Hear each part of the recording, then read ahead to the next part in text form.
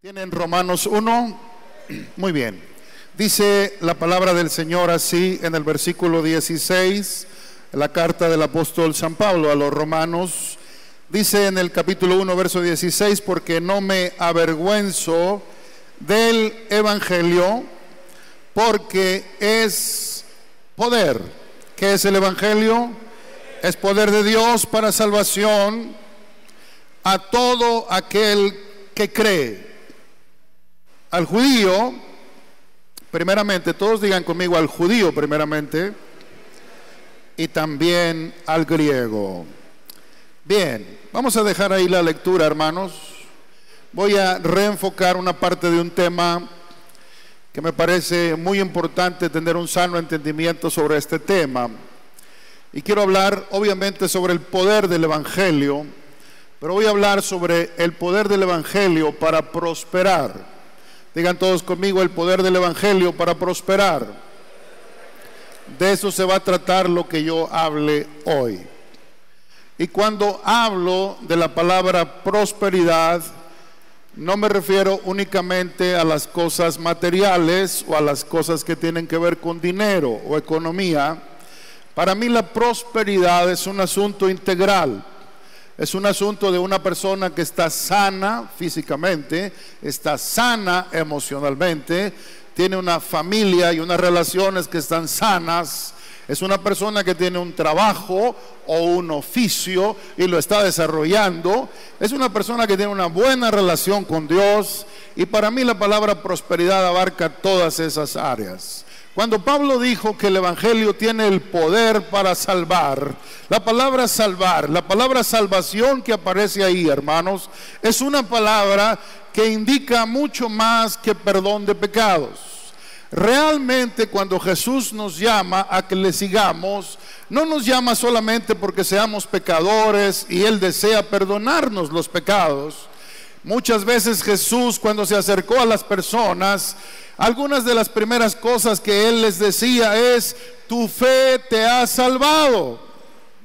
Y en realidad a veces no tenía que ver con una cuestión a lo mejor del corazón en ese momento de la persona, pero hablamos de una mujer que Él sanó de un problema de hemorragias que ella tenía de sangre, y Jesús la sanó y le dijo: hija, tu fe te ha salvado.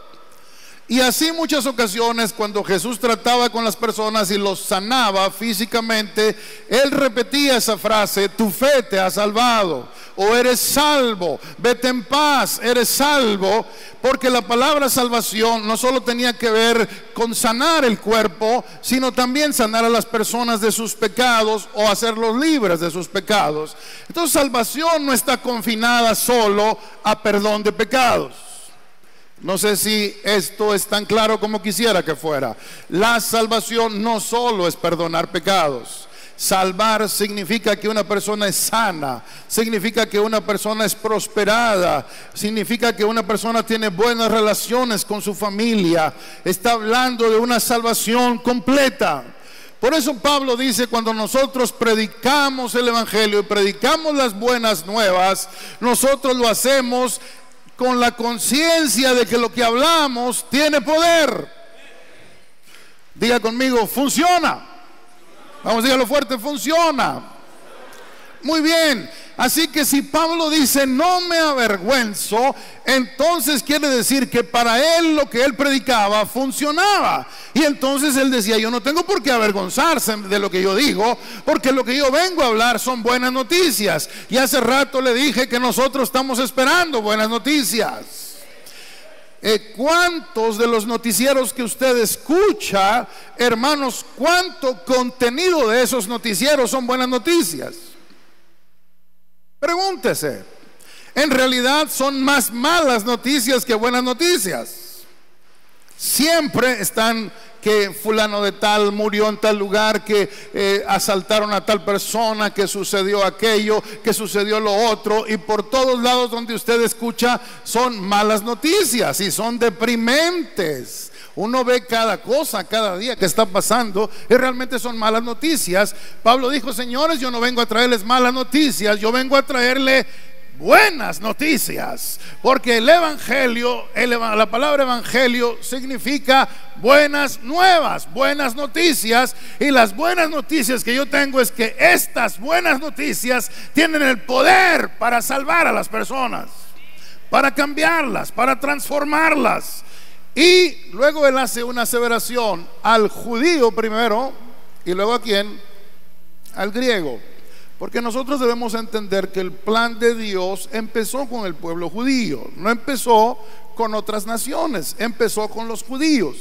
Ahora, es cierto que hay muchas cosas que Dios le habló a los judíos en el Antiguo Testamento, que algunas de ellas no tienen que ver con nosotros, porque fueron habladas al pueblo judío, a una cultura específica. Sin embargo, pónganme atención acá, por favor, y van a entender algo. Usted no puede aplicar el Antiguo Testamento total y absoluta y literalmente sobre usted, porque usted estaría violando una regla de interpretación. Y usted no puede aplicar todo lo que en algún momento era el antiguo pacto, que tenía que ver con los judíos, ahora un nuevo pacto que no tiene nada que ver solo con los judíos, sino que es judíos y todas las demás naciones.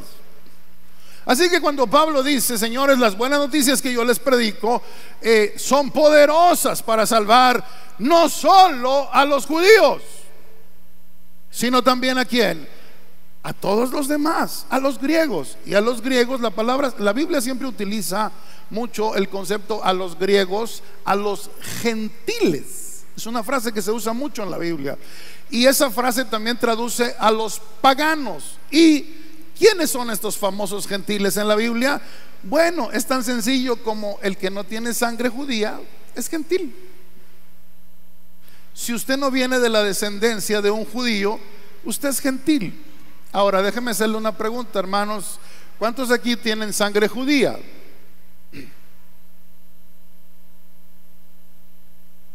Nadie tiene sangre judía. Ok, entonces estoy hablando con puro gentil. Ok, muy bien. Ahora, el concepto de gentiles es todas las demás naciones que no son judíos. Así de sencillo.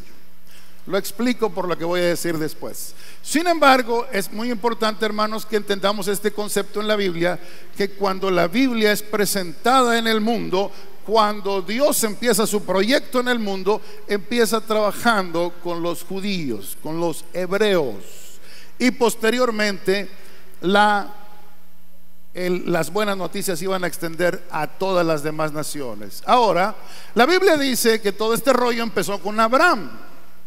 ¿Cuántos se acuerdan del viejo Abraham en la Biblia? Génesis 12 y 13.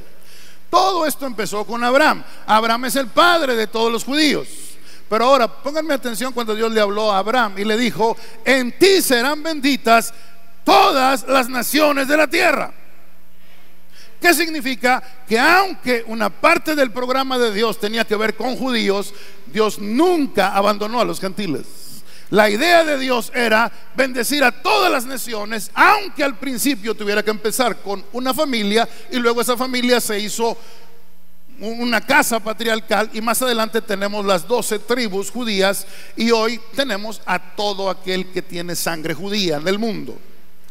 Ahora, Pablo dice que este evangelio tiene poder. ¿Y de qué se trata el tema de hoy? No le oigo. El poder del evangelio para prosperar. Ok. Como le dije que prosperidad tiene que ver con muchas cosas, hermanos, quiero enfocar una parte del evangelio de Cristo que es muy poderosa. Vaya a Lucas 4.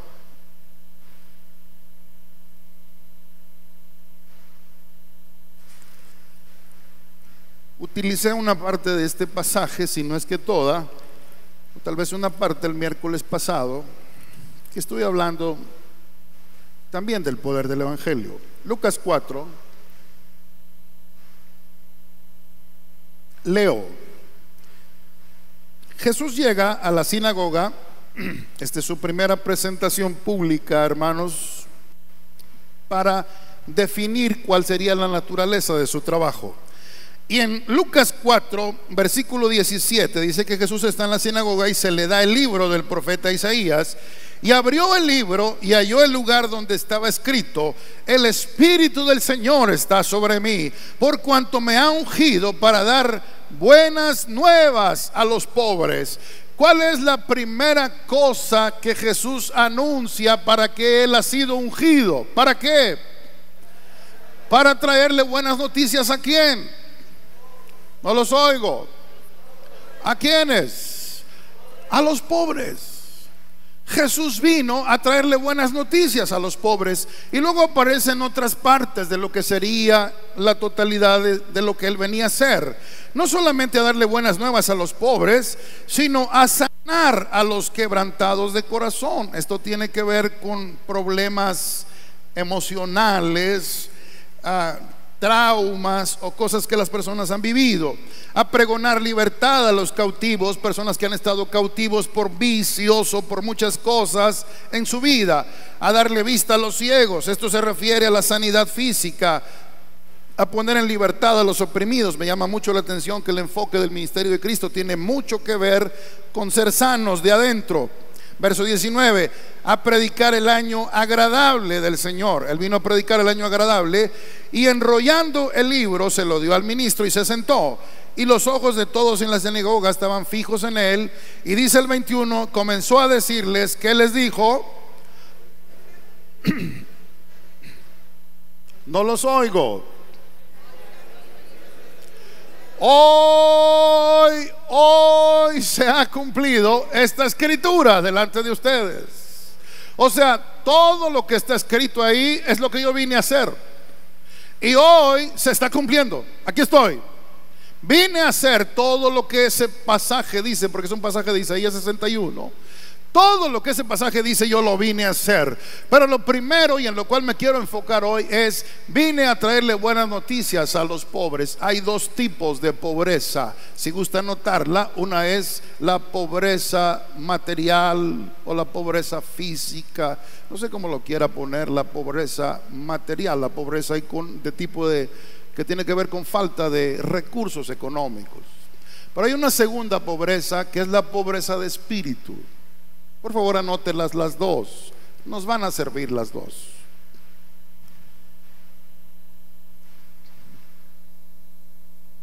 Quiero que usted lea conmigo algún pasaje de la Escritura. Si me acompaña al libro de Levítico,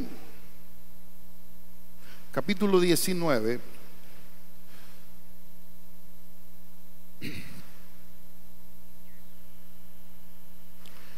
Dios tenía algunas leyes muy interesantes en la Biblia. Mírenme por favor acá para explicarle algo y ponerlo bien en su contexto. Cuando Dios llama y organiza al pueblo de Israel, Dios les entrega una constitución, les entrega leyes, y había leyes ceremoniales, había leyes de higiene, había leyes que tenían que ver con lo que podían comer, había leyes en cuanto a su cuidado personal, había leyes de todos tipos. Pero había lo que se llama leyes humanitarias, y entre esas leyes humanitarias estaba una que aparece aquí en Levítico 19. Y dice la palabra del Señor en Levítico 19, verso 9: cuando ciegues la mies de tu tierra, o cuando llegue el tiempo de la cosecha, no recogerás hasta el último rincón de ella. Y luego dice algo ahí: no recogerás todas las espigas que se queden ahí. Versículo 11: no rebusques tu viña y no recojas el fruto caído de tu viña. Para el pobre y para el extranjero lo dejarás, yo Jehová vuestro Dios. Pónganle mucha atención a esto, hermanos.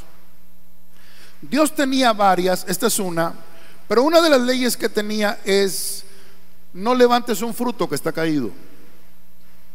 no vayas hasta el último rinconcito de tu tierra y cortes toda la cosecha de trigo. Deja las espigas que se caen, déjalas, no las recojas.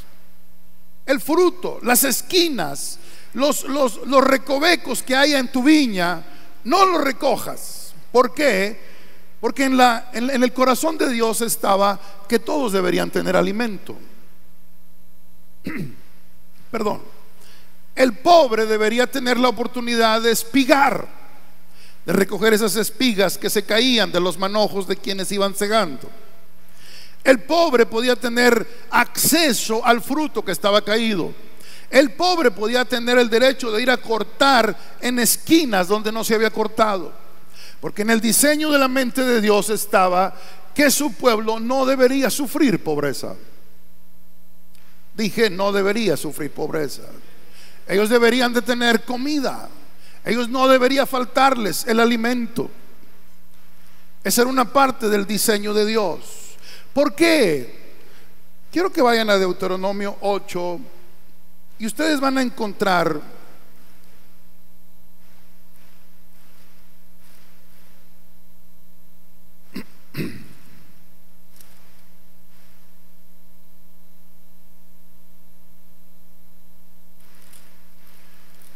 ¿Ya lo encontraron, hermanos? Bien. Antes de leer Deuteronomio 8, quiero que lean Deuteronomio 6. Dios les da un mandamiento a los judíos y les dice en Deuteronomio 6, verso 4: oye Israel. ¿Para quién va dirigida esta expresión? Para Israel. Jehová nuestro Dios es uno. Amarás a Jehová tu Dios de todo tu corazón, de toda tu alma y con todas tus fuerzas. Era un mandato maravilloso donde Dios debería ocupar el primer lugar en sus vidas. Y dice en el verso 10: cuando Jehová tu Dios te haya introducido en la tierra que le juró a tus padres, Abraham, Isaac y Jacob, que te la daría, en ciudades grandes y buenas que tú no edificaste, casas llenas de todo bien que tú no llenaste, cisternas cavadas que tú no cavaste, viñas y olivares que no plantaste, luego que comas y te sacies, cuídate de no olvidarte de Jehová tu Dios, que te sacó de la tierra de Egipto y de casa de servidumbre. Mírenme acá, ¿a dónde tenía Dios el plan de llevar a su pueblo? Aquí lo dice: a ciudades grandes y buenas, a casas que tenían todo lo que se requería. Dice ahí, llevarlos a cisternas cavadas que ellos no habían cavado, llevarlos y darles viñas y olivares que ellos no habían plantado. Y luego que comas y te sacies, lo que Dios decía es: no te olvides de mí. Tienes que amarme a mí primero. Dios no tiene problemas en que tú vivas en una buena ciudad. Dios no tiene problemas en que tengas una casa grande que tiene todo.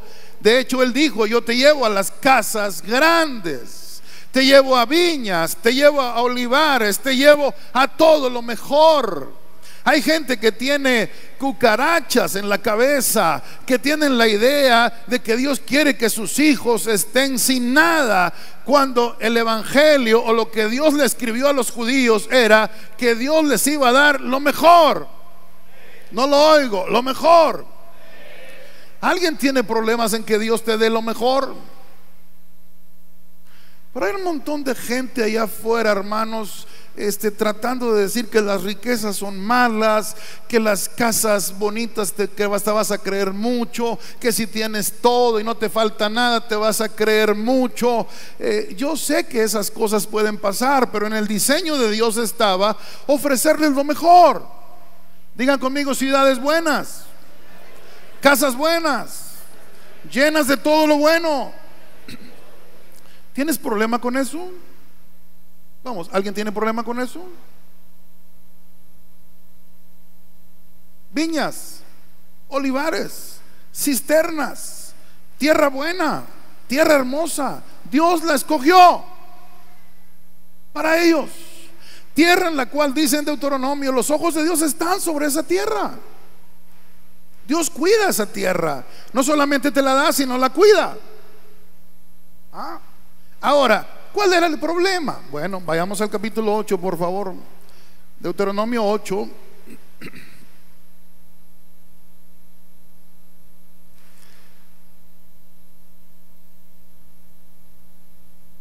Versículo 11: cuídate de no olvidarte de Jehová tu Dios para cumplir sus mandamientos y sus decretos y sus estatutos que yo te ordeno hoy. No suceda que comas y te sacies y edifiques ¿qué? ¿Edifiques qué? Buenas casas. ¿Hay algún problema con edificar buenas casas? No. Dios daba por sentado que ellos iban a edificar buenas casas en las que habite, y tus ovejas y tus vacas se te aumenten, y la plata y el oro se te multiplique, y todo lo que tuvieres se aumente. Mírenme, Dios ya sabía que eso iba a pasar.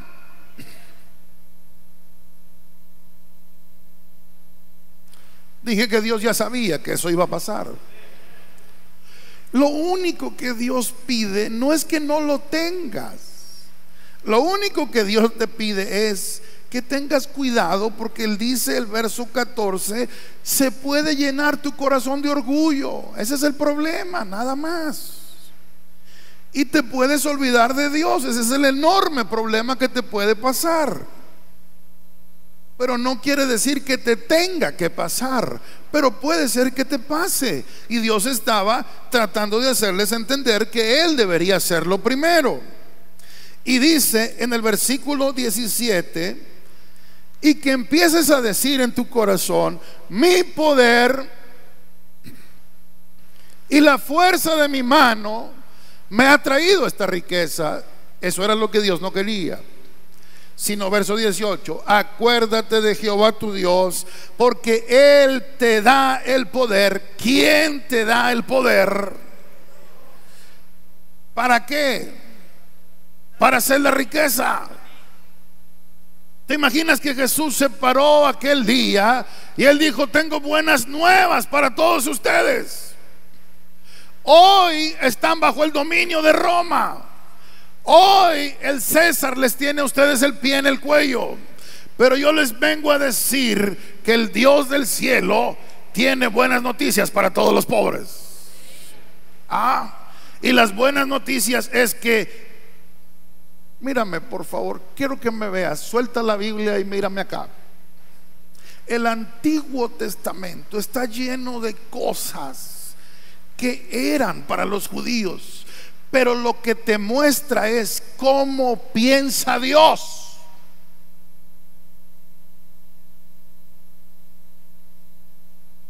Si a mí Dios me hace ver que cuando Él hizo a Adán, lo puso en un lugar donde no le faltaba nada, ¿qué significa eso para mí? Que en la mente de Dios el plan perfecto es que yo esté en un lugar donde no me falte nada. Eso es lo que yo puedo entender.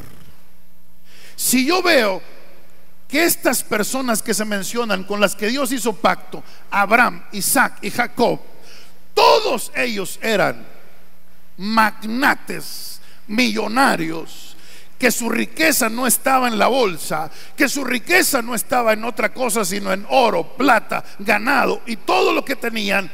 Si estos hombres hubieran sido malas personas, o hubieran sido personas que se hubieran olvidado de Dios, tal vez no tuvieran riqueza, pero todos ellos tuvieron una enorme riqueza. Y luego viene un José y tiene una enorme riqueza, y luego viene un David que no tenía ni en qué caerse muerto, hermanos, que andaba detrás de un montón de ovejas ajenas y muere con 37 mil millones de dólares en propiedades y en dinero. Eso me dice a mí que el Dios que te saca de detrás de las ovejas te quiere prosperar, te quiere bendecir.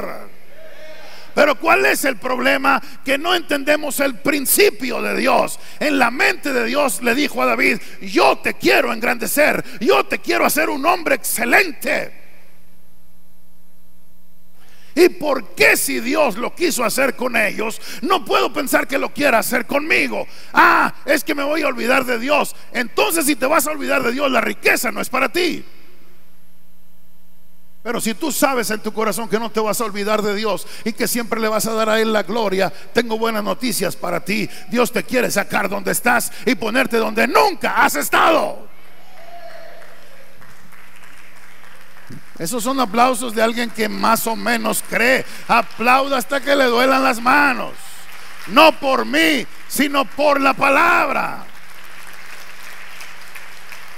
Yo no vengo predicando 33 años por aplausos. A mí me gusta que la gente reconozca que la palabra es verdad, y que si Dios lo hizo con el pueblo judío, lo puede hacer con nosotros también, porque no hay diferencia. El evangelio es para el judío y para el griego. Ahora, traslapándolo a esta época, hermanos, yo no sé si tú conozcas algún judío, pero yo vengo a decirte aquí que difícilmente encontrarás un judío pobre.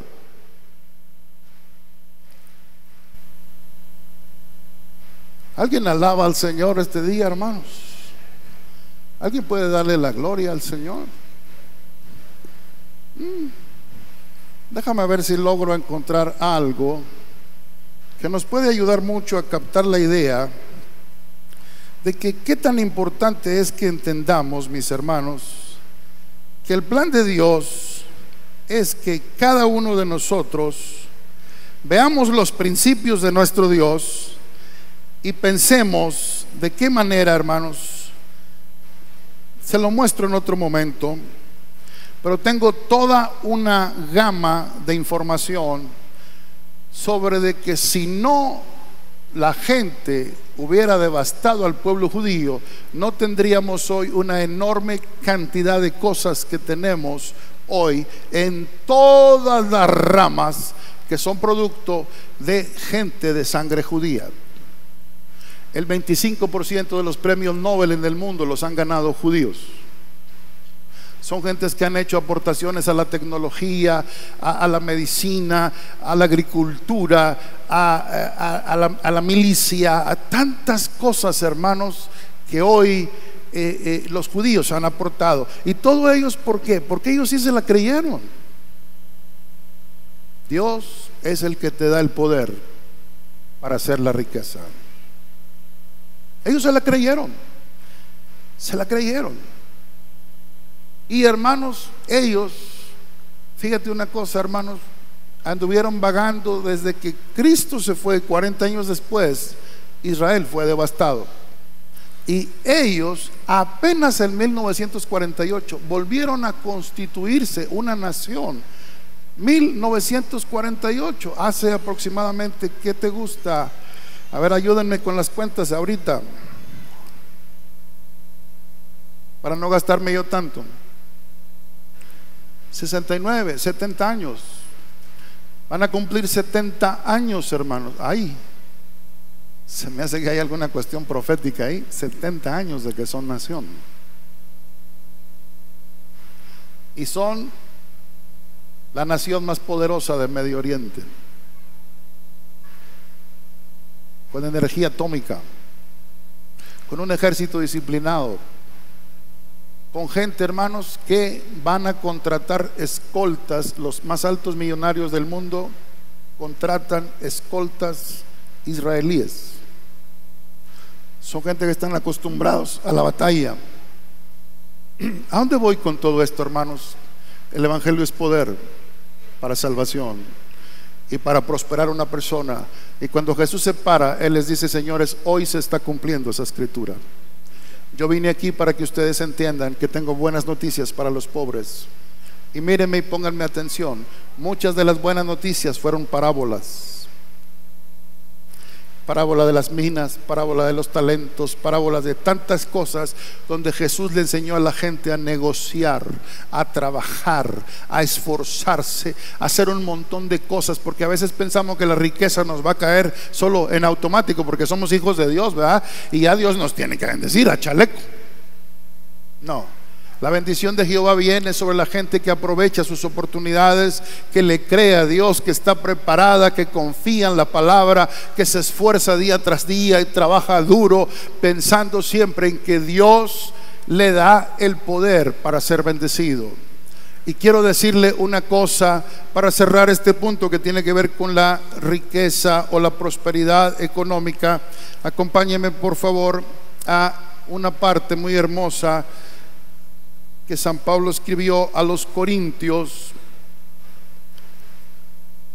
No tenía esa cita, pero ahorita la encontramos seguramente.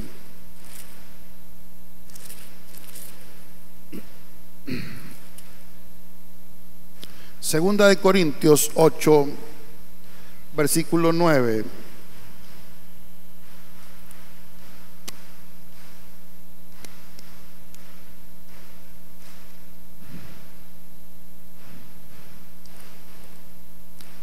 ¿Ya lo encontró?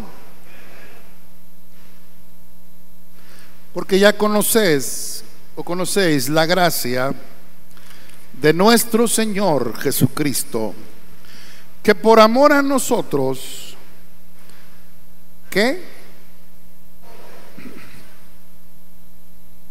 Por amor a nosotros, ¿qué? Se hizo pobre. Por amor a nosotros. Pero ¿cuál era su esencia? Siendo rico, se hizo pobre por amor a nosotros. O sea, su pobreza o someterse a una condición de pobreza fue una decisión con un propósito. Dice ahí, por amor.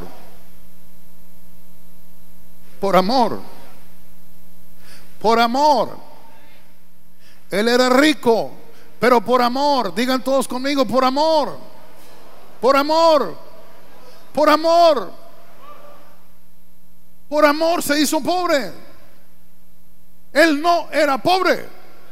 Él se hizo pobre por amor. ¿A quién? A usted, a mí, a toda la humanidad. Pero ¿cuál era el objetivo final de ese acto?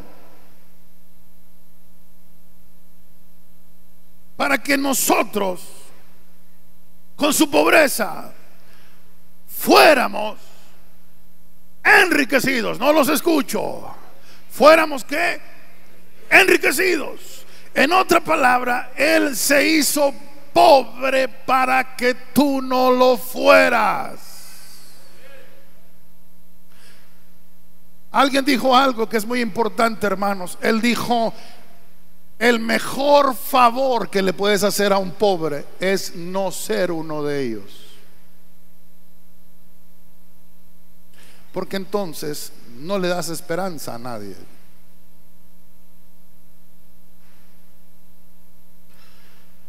Lo leemos otra vez. Se hizo pobre siendo rico, pero fue por amor, para que nosotros fuéramos enriquecidos. Ahora, van a saltar los hermanitos que dicen: sí, enriquecidos en nuestro espíritu. Si ustedes me dicen eso, están violando una regla hermenéutica. La hermenéutica es la ciencia de interpretar correctamente la Biblia. Hay personas que leen la Biblia y la acomodan como quieren, pero hay reglas, señores, para interpretar. Y la regla de la hermenéutica dice que si usted va a interpretar correctamente un verso, usted tiene que analizar el contexto. Y el contexto son los versos que están atrás y los versos que están adelante del versículo que usted está leyendo. Y los versos que están atrás y los que están adelante no tienen nada que ver con riqueza espiritual. Así que sáquese. Un texto fuera de contexto es un pretexto. Lea la Biblia. Pablo está hablando aquí de dinero. ¿De qué está hablando Pablo aquí? De dinero, porque empieza en el versículo 8: les hacemos saber la gracia de Dios que le ha sido dada. Pero ¿cómo empieza? ¿Cuál es el título que aparece ahí en su Biblia, si alguno lo tiene? La ofrenda para los santos. Pablo está hablando de plata ahí. Pablo está hablando de dinero, no está hablando de riqueza espiritual. Dice la Biblia aquí que estos hermanitos habían dado, Dice en el versículo 7, por tanto, como en todo abundáis en fe, está fantástico, dice Pablo, abundan en palabra, abundan en ciencia, abundan en que son bien solícitos, abundan en amor para con nosotros. Ahora quiero que abunden en esto. ¿En cuál gracia? En la gracia de dar, en la gracia de ser generosos. Pablo viene de un contexto de riqueza económica. Así que cierro este punto. Jesucristo se hizo pobre por amor. ¿Y sabes qué te dicen las personas hoy? Te dicen, ay no, si Cristo era pobre y tú quieres ser rico. ¿Cuál parte no entendiste?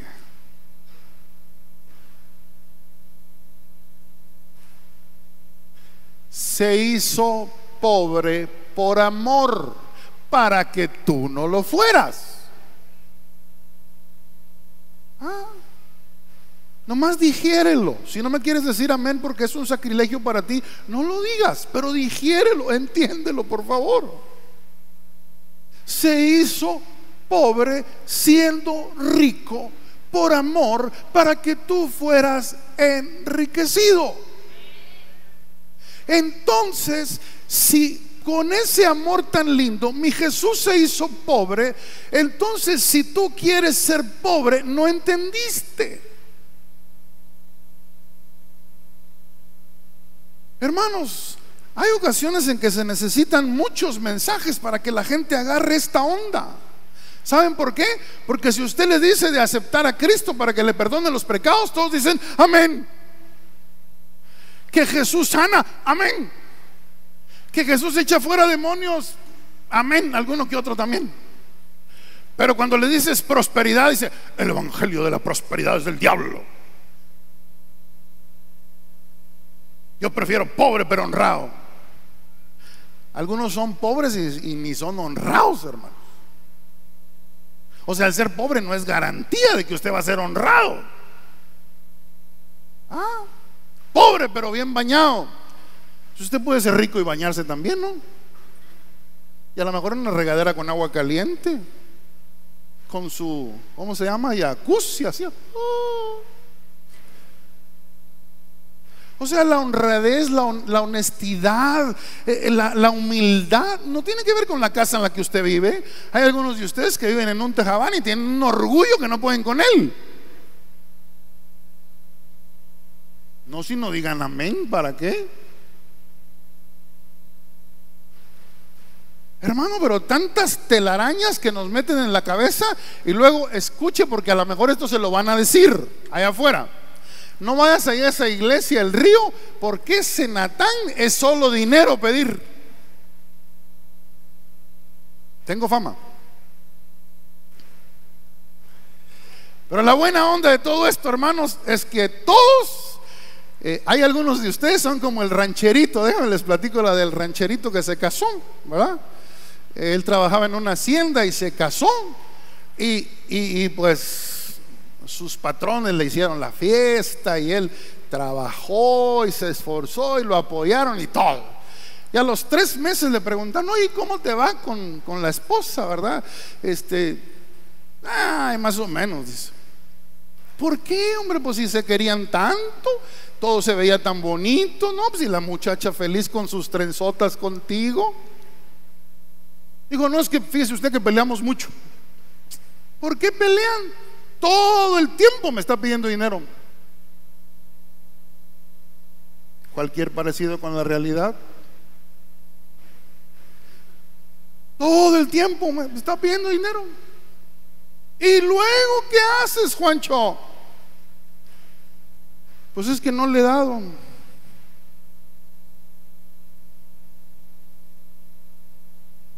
Hay un montón de gente que se queja en las iglesias, pero son Juanchos.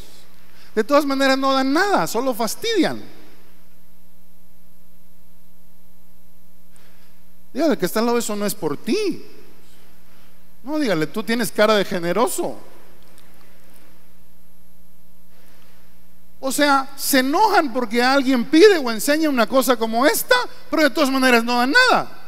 Y voy a decir una cosa, y los que dan, esos son los que jamás dicen nada. Solo se disfrutan todas las bendiciones y se sacan las pacas por acá y meten las tarjetas donde sea y se andan metiendo en los buenos lugares y nunca dicen, porque saben que la palabra funciona. Dije que la palabra funciona. Dije que la palabra funciona. Hagas y estés haciendo lo que estés haciendo ahorita, yo vengo a decirte que el Dios de pactos, que guarda sus promesas hasta 1000 generaciones, ese Dios te quiere bendecir, porque ya por amor envió a Jesucristo a dar su vida para perdonarte los pecados. ¿Cuánto más, dice Romanos, no te dará todas las demás cosas? Alguien glorifica. Yo quiero un aplauso para Jesús. Por amor, por amor, por amor. No, fíjense, pastor, pero yo soy de ese texto que dice, no me des pobreza ni riqueza, manténme del pan que es necesario. Lee quién lo dijo, lee quién lo escribió, lee por qué lo escribió. Hay que entender la palabra, hermanos. Pero usted se agarra de esas ondas y es que si tengo mucho me voy a alejar de Dios. ¿Por qué? Si tiene mucho, a lo mejor va a tener muchas cosas en que bendecir. ¿Sí me explico? Y es que si tengo poco voy a robar. No, dice Pablo, no robe, póngase a trabajar, ¿verdad? Y así cuando trabaje va a tener suficiente para poder ayudar a otros. Es lo que dice Efesios. ¿Cuántos quieren seguir el evangelio de Cristo, que dice que por amor a usted Él se hizo pobre siendo rico? Jesús, hermanos, nunca se consideró pobre. Un día, cuando a Él le trajeron un perfume, hermanos, que costaba 300 días de salario, un perfume aproximadamente de 128,000 pesos. Si usted tuviera uno de esos, le aseguro que de agotita. 128,000 pesos. Y se lo pusieron a Jesús y todos los demás ahí estaban. Con esos 128,000 hubiéramos podido ayudar a los pobres. ¿Y saben qué dijo Cristo? Muy interesante. ¿Ven esta línea, hermanos? ¿Sí la ven aquí? No sé si la cámara me alcanza. ¿Ven esta línea? Dijo Jesús: a los pobres siempre los tendrán con ustedes. Siempre habrá pobres. Y siempre los van a poder ayudar cuando quieran. Pero a mí no siempre me van a tener. ¿Entiendes la diferencia? Jesús no dijo: a los pobres siempre nos tendrán con ustedes. No, a los pobres siempre los tendrán y cuando puedan los van a ayudar. Pero a mí no siempre me van a tener. Él no se ubicó dentro de la categoría de pobre.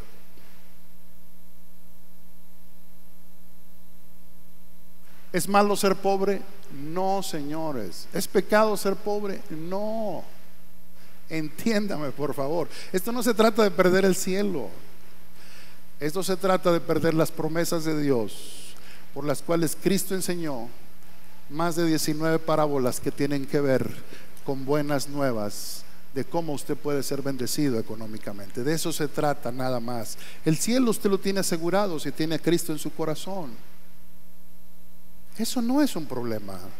No estoy predicando que solo hay que enfatizar eso. Por eso me quiero ir a la segunda parte y concluir con la segunda. La Biblia habla no solo de la pobreza de tipo material, que por cierto, hermanos, ¿qué pasaría si Jesús se parara hoy y tomara las pantallas de televisión y Cristo dijera en cadena nacional, todos los medios de televisión juntos en una sola voz, como cuando el presidente da un mensaje, y Jesús dijera: señores, tengo buenas noticias para los pobres? ¿Quién pondría atención? 56 millones de mexicanos que viven en extrema pobreza. más otros 20 que viven en pobreza, según el INEGI. O sea, aproximadamente 70 personas les interesaría lo que Jesús iba a decir. Tengo buenas noticias para los pobres. A la gente le interesaría escuchar eso. Sin embargo, Jesús habló de que había otro tipo de personas. Imagínate que Jesús se para y dice eso. Tiene 70 millones de oídos en este país que están listos a lo que Jesús puede decir, porque tiene un mensaje. ¿Tienes un mensaje, hermanos, hoy? Sí. ¿Para quién es? Por lo menos para 70 millones de mexicanos que necesitan saber que Jesús y su evangelio de salvación te prosperan económicamente. Sin embargo, para que no te vayas con la daga en el pecho, te quiero mostrar algo.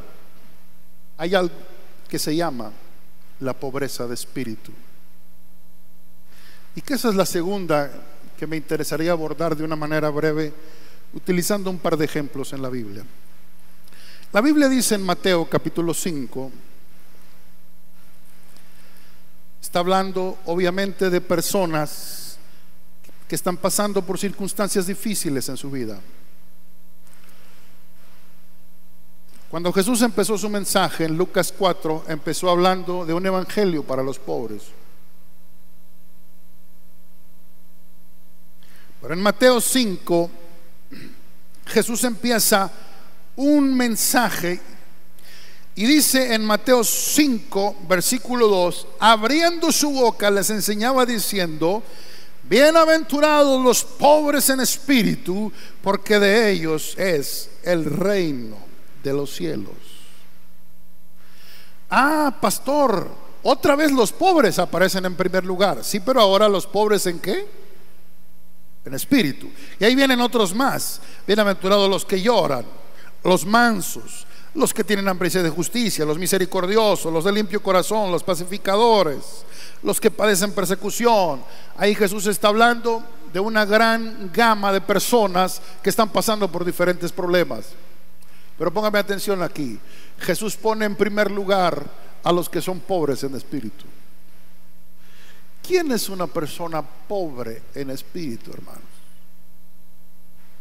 Si puede anotar, anote. Es la cosa más sencilla del mundo. Los pobres en espíritu, la pobreza de espíritu es lo opuesto a la autosuficiencia.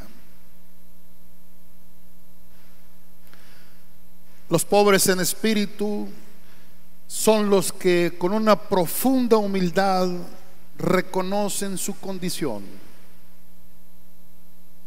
que están en una bancarrota espiritual. Personas que con profunda humildad reconocen que están en una bancarrota espiritual, que es un asunto de adentro, del corazón, del espíritu. Y son personas, hermanos, que están conscientes de ese estado de perdición y de esa carencia de esperanza. Conscientes de su estado de perdición y de una carencia de esperanza. Esos son los pobres en espíritu. Pero mire lo que Cristo menciona de los pobres en espíritu. Véalo. La pobreza de espíritu tiene un efecto inmediato. Estamos hablando de gente que reconoce, que se humilla, de gente que entiende que él solo no puede, que solo no lo va a lograr jamás, de gente que necesita ayuda, y no solo que la necesita, sino que reconoce que la necesita. El problema con mucha gente es que hermanos, necesitan ayuda, pero no reconocen que la necesitan. Es como cuando un alcohólico no reconoce que es alcohólico. Es como una persona que está en problemas, pero no reconoce sus problemas. Alguien dijo por ahí, hermanos, que la manera de solucionar un problema, el 50% de la solución de un problema es reconocer que tengo un problema. Yo no sé cuántos reconocen hoy que realmente tienen problemas. en alguna área de su vida. Eso empieza a ser un poquito la pobreza de espíritu, que esa sí es buena, en el sentido de que sirve para llevar a algo.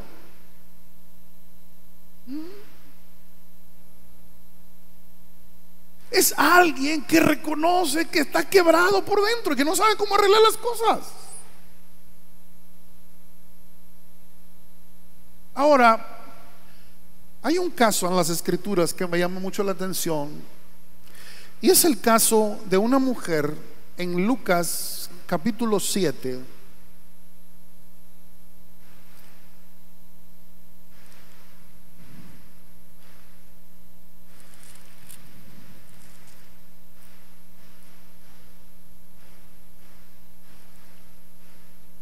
Dice la Biblia en el verso 36: uno de los fariseos le rogó a Jesús que comiera con él.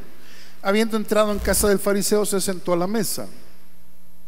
Jesús entró en una casa y se sentó a la mesa. Y una mujer de la ciudad, que era ¿cómo era la mujer? Pecadora. Al saber que Jesús estaba a la mesa en casa del fariseo, trajo un vaso de alabastro con perfume. Verso 38: llorando se arrojó a los pies de Jesús, de manera que se los bañaba en lágrimas.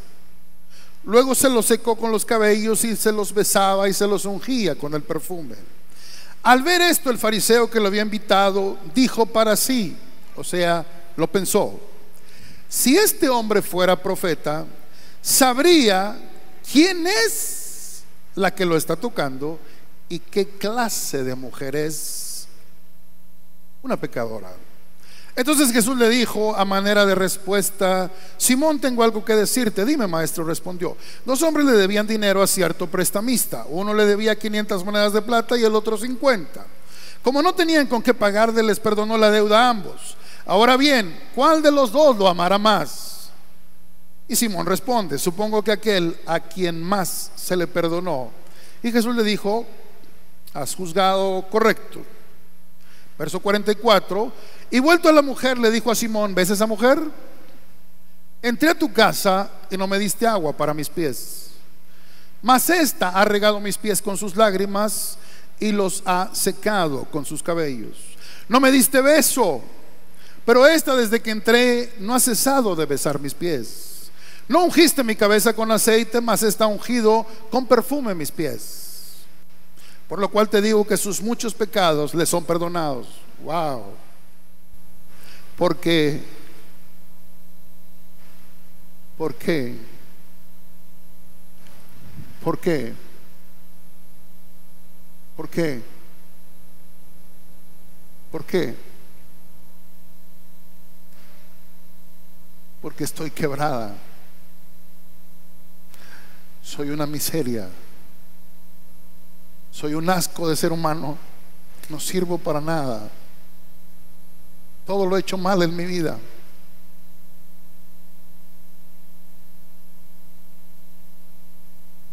Pero yo sé que alguien tiene una solución para esto. Alguien tiene una palabra de vida para esto.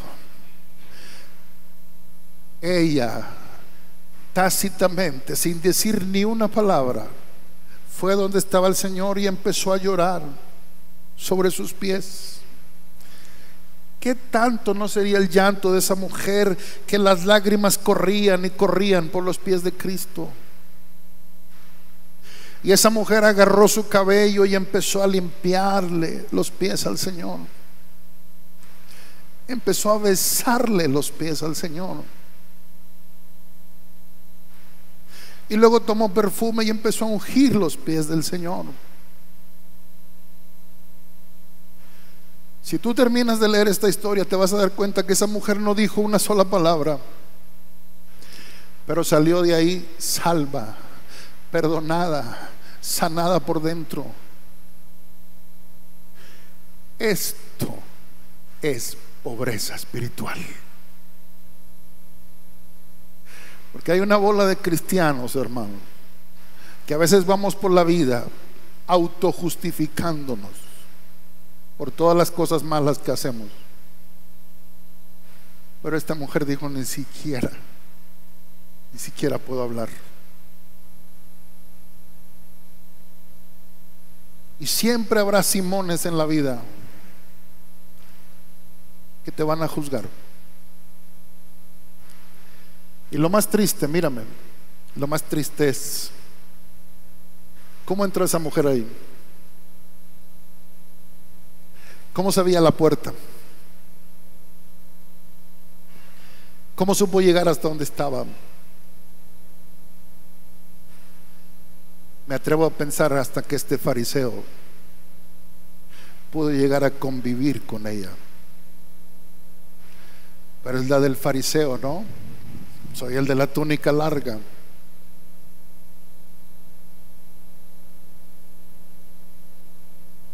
Jesús le dijo: Simón, porque mira lo que dice Simón. Simón no lo dijo, pero lo pensó. Si este fuera profeta, ¿qué estaba diciendo con eso? No te reconozco como profeta. Supiera quién es esa mujer y lo está tocando. A mí lo que más me impresiona de Cristo, ayúdenme por favor.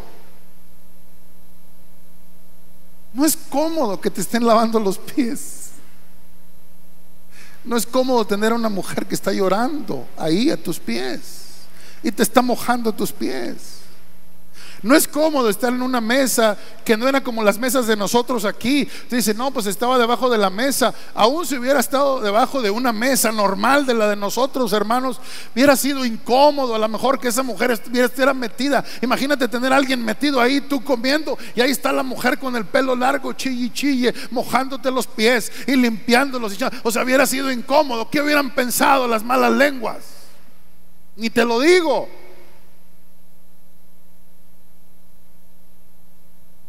No, en la época de Cristo esas mesas no se usaban.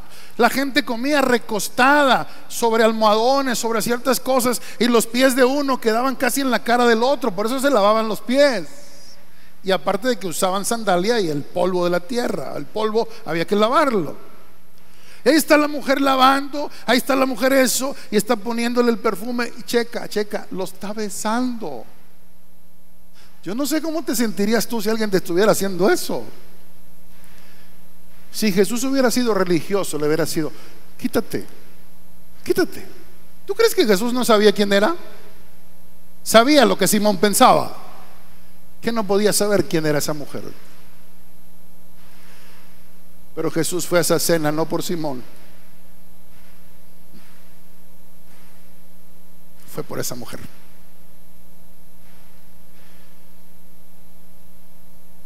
¿Alguien me puede ayudar con el piano, por favor, mis pianistas?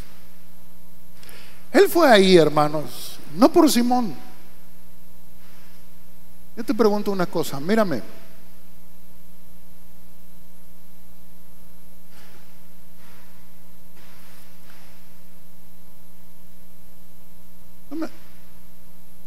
No me robe la atención. Vean, míreme acá.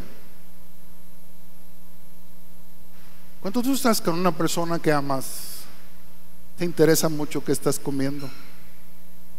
Pregunto, ¿te interesa mucho qué estás comiendo?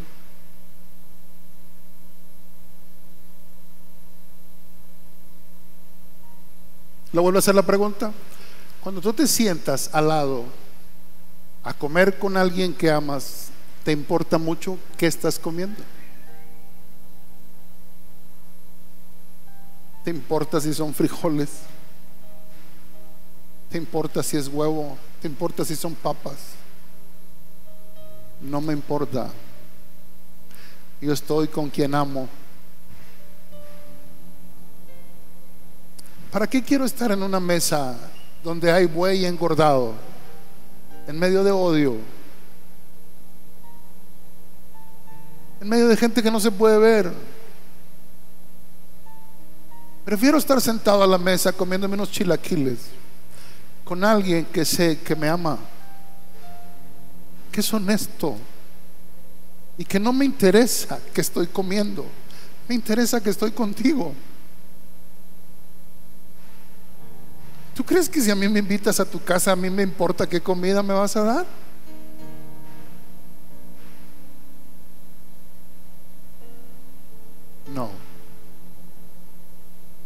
No tengo el tiempo para platicarte mi testimonio. A veces lo hago en el segundo servicio, si te quieres quedar.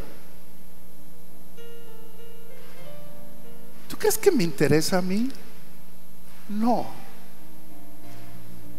A mí me interesa verte, escucharte. Lo que me tengas que decir es importante para mí. No si preparaste carne asada o discada o frijoles o sopa, eso es lo de menos.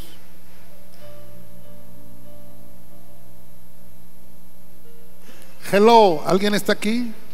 Entonces ya saben que no es tan difícil invitar al pastor a comer a la casa.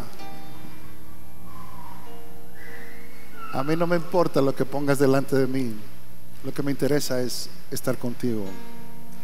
Y si yo pienso eso, que soy un humano simple, ¿cuánto más pensará nuestro Señor Jesús? Que Él quiere sentarse a tu mesa, no porque le vayas a dar cabrito, sino porque Él ve que más necesidad de una comida tienes necesidad porque estás quebrado emocionalmente, estás agotado internamente, traes otros problemones en tu vida.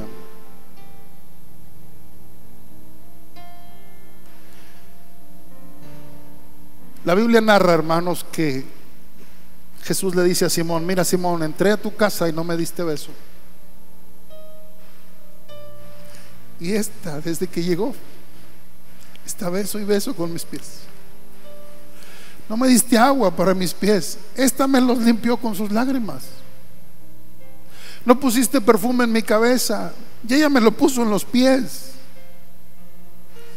¿Quién crees que tiene más derecho? El que amó más.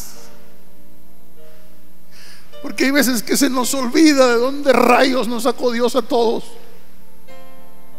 No servíamos para nada, dábamos lástima. ¿Con qué derecho eres un Simón juzgando a otro?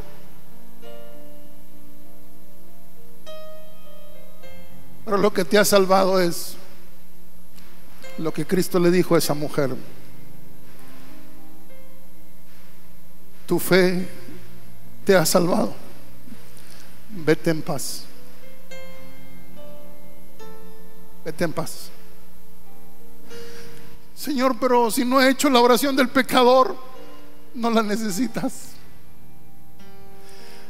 Porque si tú lees todas las bienaventuranzas, todas dicen: bienaventurados los que lloran, porque serán consolados. Bienaventurados los que tienen hambre de justicia y sed, serán saciados. Bienaventurados los de limpio corazón, porque ellos verán a Dios.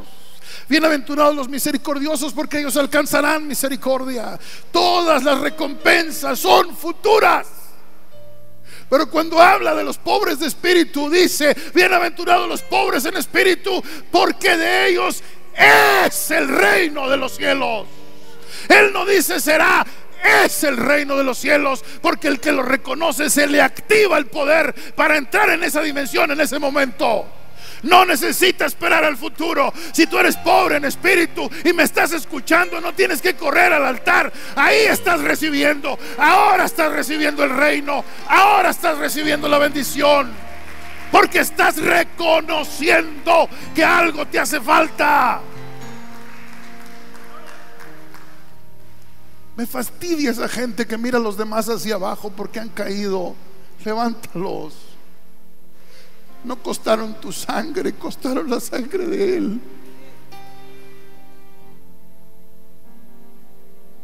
Somos el único ejército que aplasta a sus heridos. Qué miseria, hermanos. Los soldados norteamericanos hacen expediciones para ir a recoger los cuerpos de los que han muerto en batalla, y nosotros no, los aplastamos más. ¿Dónde está la pobreza de espíritu? Los pobres en espíritu, dijo Jesús, de ellos es el reino de los cielos. No será, ya es.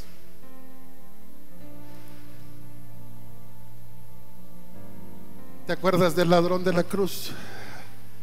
¡Sálvanos! Y el otro voltea y le dice: ni estando donde estás te arrepientes. Nosotros estamos aquí por todo lo malo que hemos hecho, pero este no hizo nada. Y volteó y lo vio y le dijo: acuérdate de mí cuando vengas en tu reino. Jesús estaba hecho una masa, su cuerpo estaba llagado, su cara estaba, dice Isaías, que ni siquiera tenía forma, hinchada. Acuérdate de mí cuando vengas en tu reino. Me estoy muriendo aquí, pero acuérdate de mí cuando vengas en tu reino. Y Jesús le dice: hoy estarás conmigo en el paraíso. Los pobres en espíritu tienen la bendición en ese momento. No seas como el fariseo que llegó y se paró: Señor, te doy gracias porque no soy ladrón, te doy gracias porque no soy adúltero, te doy gracias porque esto, doy diezmos, hago esto, hago lo otro. No soy ni siquiera como aquel publicano que está allá. Y el publicano allá en la orilla de la puerta ni siquiera quería levantar la voz y decía: Señor, perdóname, no soy digno ni de levantar la mirada, perdóname. ¿Cómo vas a regresar a tu casa hoy? No lo sé, es tu decisión. Porque tal vez no seas millonario hoy, pero sí puedes ser pobre en espíritu desde hoy. ¿Quieres cerrar tus ojos un momento?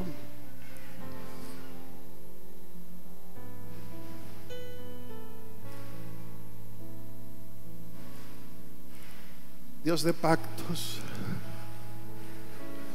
que guarda sus promesas. El evangelio tiene poder para el judío, pero también para el gentil.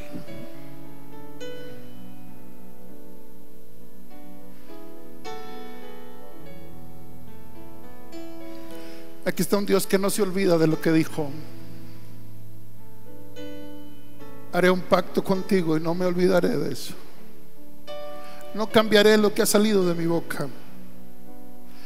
Pablo dijo: por eso no me avergüenzo del evangelio.